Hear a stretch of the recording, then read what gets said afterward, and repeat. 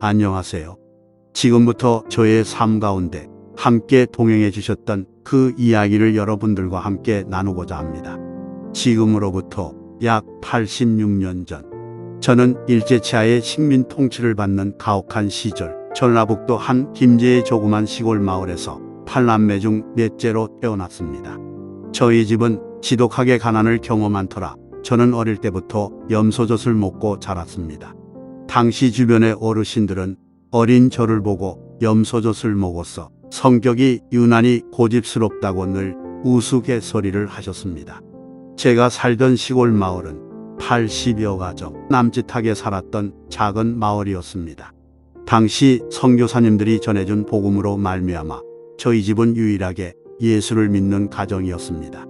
예수를 믿는다고 마을 사람들로부터 손가락질 받았지만 하나님은 저희 집안을 돌보시고 한결같이 지켜주셨습니다. 마을에 벼농사가 있을 때였습니다. 농촌 일손이 부족했던 당시 마을 사람들은 주말을 활용해서 모내기 일손을 서로 도우며 농사를 지었습니다. 그런데 저희 아버지는 하나님께 드리는 주일 성수를 위해 주일을 피해서 다른 날 홀로서 힘든 노동을 감당하셔야만 했습니다. 그럼에도 불구하고 아버지의 얼굴에는 힘든 기색을 살펴볼 수 없었습니다. 지금 돌아보면 하나님께서는 하나님을 경외하는 그 마음을 귀하게 여기셨던 것 같습니다. 태풍이 몰아칠 때면 이상하게도 저희 집에 벼들만 피해를 입지 않고 추수할 때면 늘 풍요로운 결실을 맺었습니다. 지금 생각해보면 이 모든 것은 하나님께서 돌보시고 동행해 주셨기 때문이었습니다. 마을 사람들은 저희 가정 가운데 함께하여 주신 그 하나님의 돌보심과 형통의 은혜를 모두 지켜보았습니다. 그래서 마을 사람들의 입가에는 저희 집을 지켜주시는 하나님의 돌보심을 부러워했고 결국 하나 둘씩 저희 가정이 주일을 피해서 농사를 짓는 것을 따라하기 시작했습니다.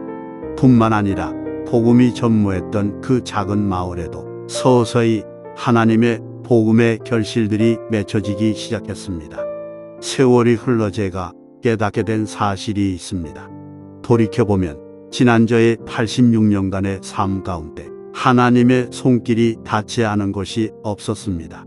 그 하나님의 은혜로 저는 지금까지 살아올 수 있었습니다. 수년 전 저희 부부가 생사의 갈림길에 있을 때에도 하나님은 돌보아 주셨습니다.